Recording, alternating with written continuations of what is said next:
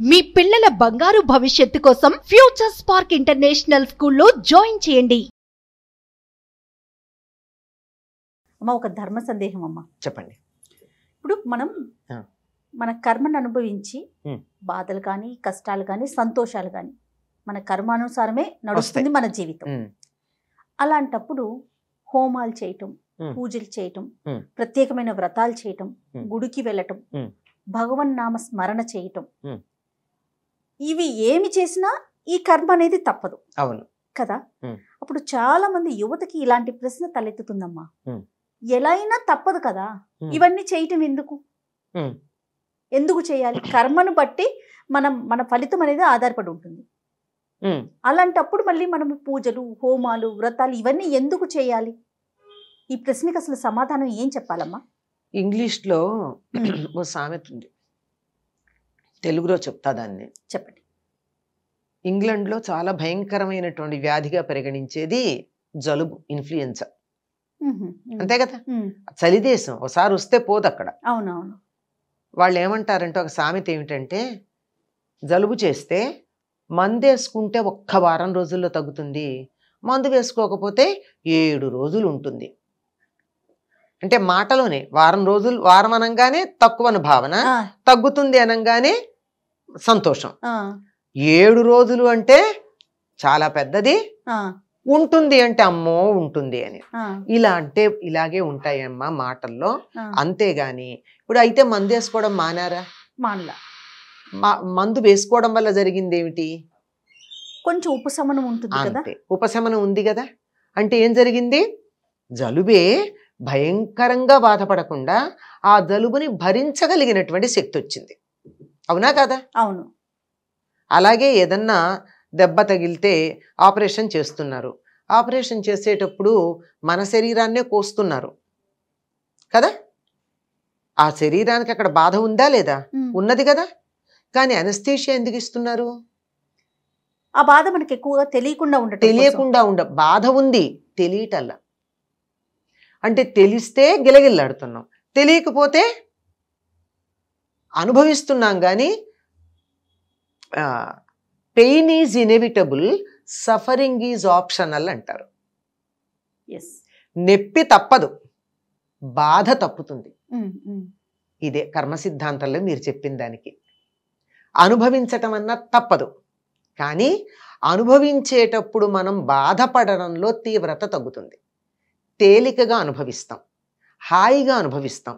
తప్పదండి. ఒక చిన్న ఉదాహరణ మా గురువు గారు ఎప్పుడు చెప్పేది మీకు చెప్తాను. అంటే అది బాగా ఆయన మాకు మనసులకు హత్తుకునేట్టు చెప్పారు గనక అది చెప్తే అందరికీ కూడా అర్థమవుతుందని. తప్పకుండా. ఒకరి జాతక రీత్యా ఏదో గ్రహాలు ఉంటాయి కదా, ఆ గ్రహాల కారణంగా కాలు విరగాల్సి ఉంది. భగవంతుణ్ణి ప్రార్థిస్తే లేక దేవుణ్ణి పూజిస్తే భగవంతుడికి వీరి మీద కాస్త దయ కలిగితే కాలే మంచం మించి కదలకుండానే ఉంటాడు. కాలు సర్జరీ అవసరం లేకుండా చిన్న దెబ్బ తగిలి అస్సలు కదలలేని పరిస్థితుల్లో మంచం మీద ఉంటాడు. గ్రహాల ప్రకారం వాడు ఇంతకుముందు ఏదో కర్మ సిద్ధాంతంలో మాకు చెప్తూ ఉంటారు కొంతమంది, నువ్వు పూర్వజన్మలో ఎవరి కాలు విరగ్గొట్టావు, అందువల్ల ఈ జన్మలో నీ కాలికి దెబ్బ తగిలింది అని. నువ్వు అక్కడ పూర్తిగా విరగ్గొడితే నీ కాలు ఎందుకు విరగలేదు? నీకు వడ్డీతో సహా పనిష్మెంట్, ఫైన్తో సహా పనిష్మెంట్ రావాలి కదా.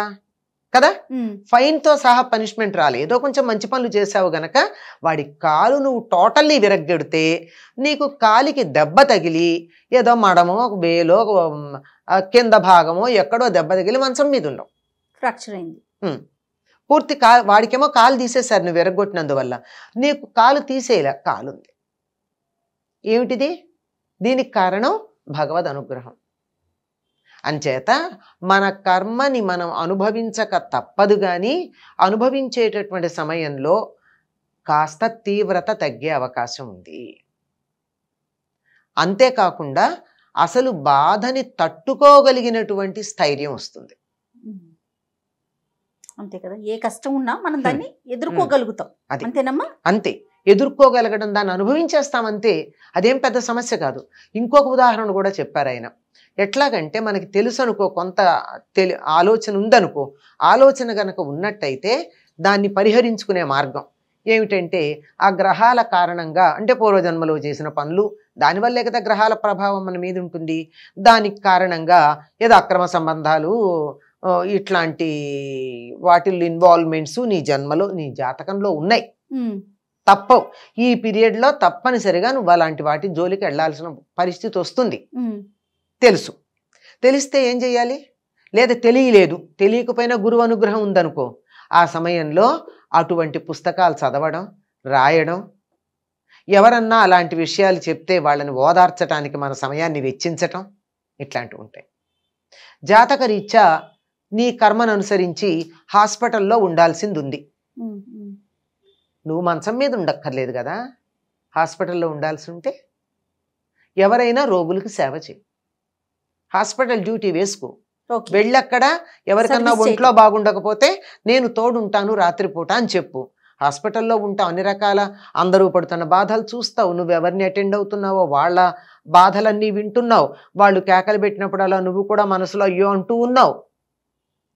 నువ్వు భౌతికంగా బాధపడలేదు కానీ నువ్వు కర్మ మాత్రం అనుభవించావా లేదా? హాస్పిటల్లో ఉండటం అనేది రాసింది కాబట్టి ఖచ్చితంగా ఉన్నావు. ఖచ్చితంగా ఉన్నావు.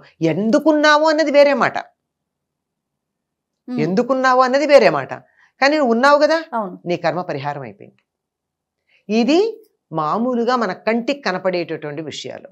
అదే ఒక దైవాన్ని పరిపూర్ణంగా గనక విశ్వసించినట్టయితే, పరిపూర్ణమైన విశ్వాసం, ఊరికే కబుర్లు ఎలా ఉంటుందో చూద్దాం, పరీక్ష చేద్దాం, అయ్యాక నమ్ముదాం, అయితే నమ్ముతాం, ఇలాంటివి ఉంటాయే, ఇట్లా మన అవసరం కోసం నమ్మినట్టుగా మనమే ఆత్మవంచం చేసుకుంటాం చాలా సందర్భాల్లో, నమ్మినట్టుగా ఉంటాను. అట్లా కాకుండా పరిపూర్ణంగా గనక విశ్వసించినట్టయితే ఎన్నో కర్మలని కళల రూపంలో మరొక పద్ధతిలో పరిహారం చేస్తారు. అందుకే మనకు ఒక పెద్దవాళ్ళు చెప్తారు, నువ్వు చచ్చిపోయినట్టు కల వచ్చిందనుకో నువ్వు సేఫ్ అంటారు కదా. అంటే నీకు అక్కడ ప్రాణగండం ఉంది, నువ్వు నమ్మిన దైవం నీకేం చేశాడు, కలలో మృత్యు బాధ కలిగించి తొలగించేశాడు. ఇంత వివరం చెప్పరు. నేను చచ్చిపోయినట్టు కల వచ్చిందండి, నాకు భయంగా, ఏం పర్వాలా, నువ్వు చచ్చిపోయినట్టు వచ్చిందా, నువ్వు సేఫ్ అని చెప్తారు. నీ ఆయుష్ ఇంకా పెరుగుతుంది అని చెప్తారు. అవును, ఇట్లాంటివి, ఇలాంటి రూపంలో మనకున్నటువంటి చెడు కర్మ పరిహారం అవుతుంది. మంచి కర్మకు కూడా అలాగే పోయేది ఉంది. అందుకే ఎవరన్నా బంగారం ఇస్తే చాలా మంది చేత్తో తీసుకోరు. నాకు ఇవాళ స్వర్ణయోగం ఉంటే ఒకసారి తీసేసుకున్నాగా పోయిందంటారు. అంటే నాకు బంగారం రావాల్సి ఉంది, మీరు నన్ను చూడండి అన్న బంగారం నా చేతికి ఇచ్చారు, పుచ్చుకున్నాను, బంగారం పుచ్చుకుని నాకు కర్మ సరిపోయింది కదా, మళ్ళీ మీ వస్తువు మీకు ఇచ్చేసా నాకు పోయింది. అందువల్ల ఏం చేస్తారు, అమ్మో బంగారం అలతో తీసుకోను, నాకున్న స్వర్ణయోగం కాస్త పోయింది అని చెప్పి మళ్ళీ అక్కడ పెట్టేస్తారు. అంచేత మంచైనా చెడైనా చేసిన వారికి చేసుకున్నంత, అంతే కదండి, అంతే, అనుభవించక తప్పదు. అనుభవం ఎట్లా అన్న దాంట్లో తేడా వస్తుంది కనుక ఈ దానాలు అవి చేయడం వల్ల ఆ తీవ్రత తగ్గుతుంది. అదే కాలు పోవాల్సింది వేలికి దెబ్బ తగులుతుంది. నువ్వు మంచం మీద ఉండకుండా హాస్పిటల్లో మంచం మీద ఉన్న వాళ్ళని చూస్తావు. ఆ చెత్త పనులు నువ్వు చేయకుండా తత్సంబంధమైన వినడమో చదవడమో చూడడమో మన దురదృష్టం కొద్దీ మన నట్టింట్లోకి వచ్చేసాయి కదండి. అవునమ్మా, పెద్ద స్క్రీన్లు, చిన్న స్క్రీన్లు, ఇంత స్క్రీన్లు, వాటిల్లో నీ ఇష్టం ఉన్నా లేకపోయినా బలవంతంగా కొన్ని చూస్తావు, అసహ్యించుకుంటేనే చూస్తావు, తప్పదు. ఎవరింటికో వెళ్ళి కూర్చున్నావు, వాళ్ళు ఏదో టీవీ పెట్టారు, నాకు ఇష్టం లేదు కానీ చూడక తప్పదు కదా. అయిపోయింది, నీ కర్మ కాస్త పరిహారం అయింది.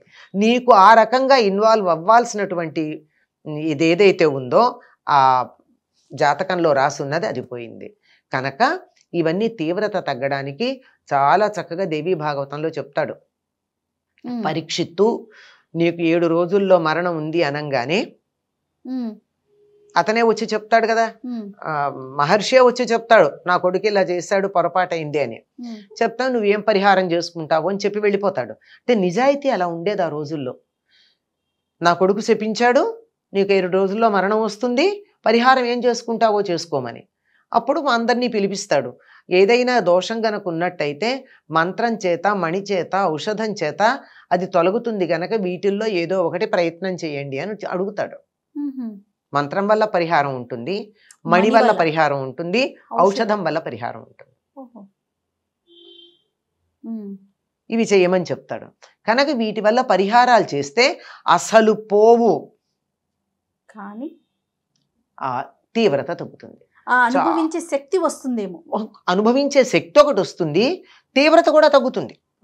ఇందాక చెప్పాను కదా, కాలు పోవాల్సింది, కాలికి విరిగేసి నీ మంచంలో ఉండాల్సింది చిన్న దెబ్బ తగిలి కింద కాలు పెడితే నొప్పిగా ఉంది కదలలేను అని అందులో మనకు బాగా మన గారాబం చేసేవాళ్ళు ఎవరో ఉండి మంచం మీద కూర్చోబెట్టి అన్నీ చేస్తారు. మంచం మీదే ఉన్నావు, కాలు పోలా, కాలికి సంబంధించిన నొప్పి అయితే వచ్చింది. ఇవన్నీ కొన్ని ఎనస్థీషియా లెవెల్లో పనిచేస్తాయి, కొన్ని పరిహారం లెవెల్లో పనిచేస్తాయి, కొన్ని కాంపెన్సేటరీగా పనిచేస్తాయి. కానీ ఎంత కాంపెన్సేషన్ అయినా లోటే కదమ్మా. ఖచ్చితంగా. అంచేత అనుభవించక తప్పదు. అనుభవించే పద్ధతుల్లో మార్పులు వచ్చి మనకి ధైర్యం వస్తుంది. పైగా ఇంకొకటి చాలా కొసమెరుపు ఏమిటంటే దాన్ని ఏమంటారు, ఐసింగ్ ఆన్ ది కేక్ అని.